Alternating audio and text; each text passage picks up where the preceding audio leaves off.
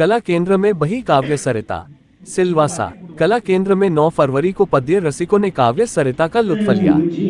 काव्य रसिक संस्थान दाना के कवि सम्मेलन में बांदा, इंदौर, भोपाल, सिलवासा के कवियों ने अपनी रचनाओं से श्रोताओं को मंत्रमुग्ध कर दिया।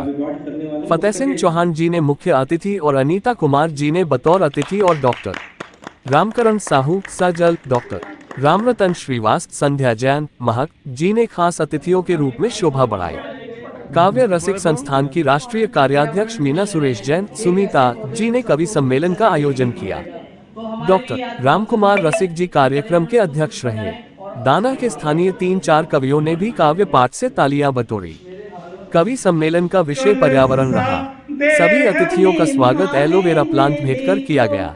मीना जैन जी ने कवि सम्मेलन के आयोजन में सहयोग के लिए फतेह सिंह चौहान जी का सादर आभार व्यक्त किया। रसिक संस्थान द्वारा आज एक कवि सम्मेलन का आयोजन हुआ था। इस कला केंद्र के हॉल में उसकी जो थीम थी, पर्यावरण आधारित थीम थी। हमारे सभी सम्मानित कवियों ने अपनी काव्य रचना के द्वारा समाज को एक संदेश देने का प्रयास किया। ये संदेश यही था कि हम सबका एक कर्तव्य है कि पर्यावरण के प्रति हम जितना हो सके संपूर्ण निष्ठा से कुछ न कुछ काम करें उस दिशा में, जैसे कि पेड़ लगाना और कई चीज़ें जो है पर्यावरण की रक्षा के लिए ज़रूरी है, उसी क्षेत्र में आगे बढ़े और समाज को एक नई दिशा देने का काम करें। हमारे जितने भी सम्मानित कवि यहाँ आज उपस्थित थे, सभी ने एक सुंदर संदेश दिया है। मैं समझता हूँ आज के इस कवि सम्मेलन के द्वारा हमें हिंदी का भी जो महत्व है उस पर भी उन्होंने प्रकाश डाला है। सही मायने में हिंदी एक ऐसी भाषा है जो सबके हृदय को छूती है। जो भी शब्द का प्रयोग हिंदी में होता है और उसी हिंदी के शब्द की जो असर होती है, जो हमारे हृदय को छूने वाली, ऐसी दूसरी कोई भाषा नहीं है।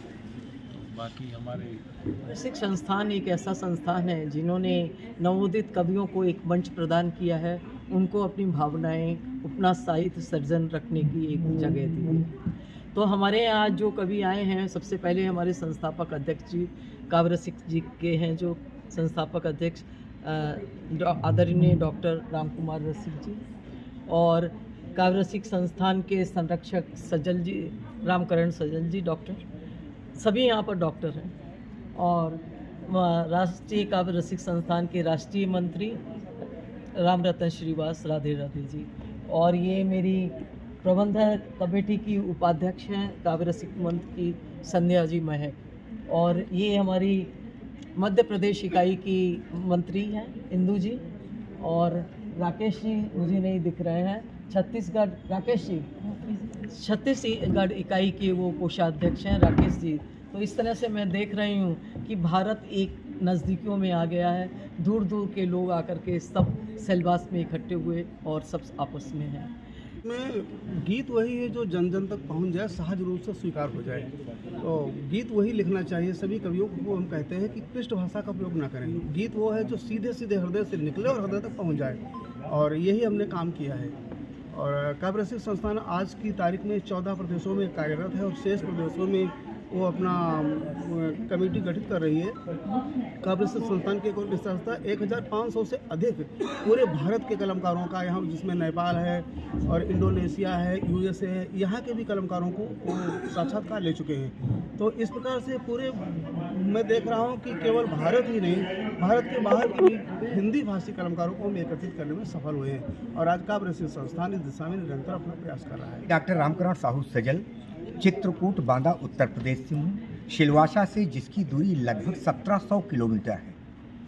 मैं यहाँ के आमंत्रण पर आया और जो सिलवासा के अंदर मैंने देखा स्नेह, प्रेम, ममत्व, आपसी भाईचारा, क्षमता, समानता, बंधुत्व, ये जो सारा देखने के लिए आज सृजनशीलता के बीच में, एक कविता के बीच में, एक रसधार के बीच में जो देखने के लिए मिल रहा है, वाकई में उससे अभिभूत हूँ। मैं सिलवासा के सहित इस संपूर्ण देश के अंदर एक जरूर बात मजबूत कहूँगा कि अगर इस पूरे देश को एक सूत्र धागा में पिरोया जा सकता है तो उसके लिए सबसे मजबूत स्तंभ है भाषा हिंदी। हम चाहें तो हिंदी भाषा के माध्यम से इस संपूर्ण देश के एक एक प्रांत के एक एक जनपद के एक एक गांव को जोड़ सकते हैं। हिंदी वह निधि है जिसके द्वारा हम संपूर्ण विकास के साथ देश को एक कर सकते हैं। हिंदी है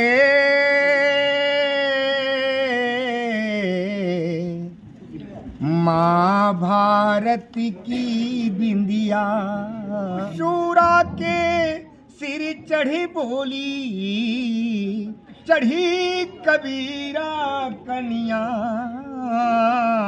हिंदी है माँ भारत की बिंदिया। एक सूत्र धागा में हिंदी जैसी भाषा से बांध सकते हैं।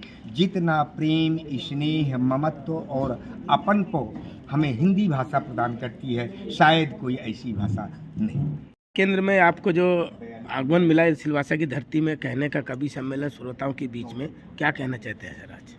मैं आपके मीडिया चैनल के माध्यम से समस्त सिलवासा की धरती को नमन करता हूं और समस्त सिलवासा के सभी को बधाई प्रेषित करता हूं कि उन्होंने काव्य रसिक संस्थान के माध्यम से राष्ट्रीय कवि सम्मेलन का एक आयोजन किया और इसमें जो पर्यावरण के रूप में उन्होंने विषय रखा, ये बहुत ही अद्भुत था, क्योंकि बिना पर्यावरण संरक्षण के बिना कोई भी आदमी का जीवित रहना असंभव है। इसलिए मैं कम शब्दों में ही कहूँगा कि वृक्ष लगाओ होगी वर्षा, सुख के बादल बरसेंगे, वृक्ष कटे तो दाने दाने बूंद बूंद को तरसेंगे, वृक्ष कटे तो दाने दाने बूंद बूंद को तरसेंगे।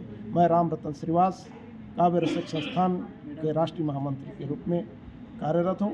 वर्तमान में मैं भारतीय रेलवे दक्षिण पूर्व और मध्य रेलवे बिलासपुर में पदस्थ हूँ और वहाँ मैं यह जो साहित्यिक गतिविधि है, इस साहित्यिक गतिविधियों को आगे ले जाने के लिए, हिंदी को संरक्षण के लिए, हिंदी के विकास के लिए कार्य कर रहा हूँ, जो संपूर्ण भारत के अलावा देश और विदेश में भी हिंदी भाषी का जो अध्ययन है और ये गतिमान हो। धन्यवाद।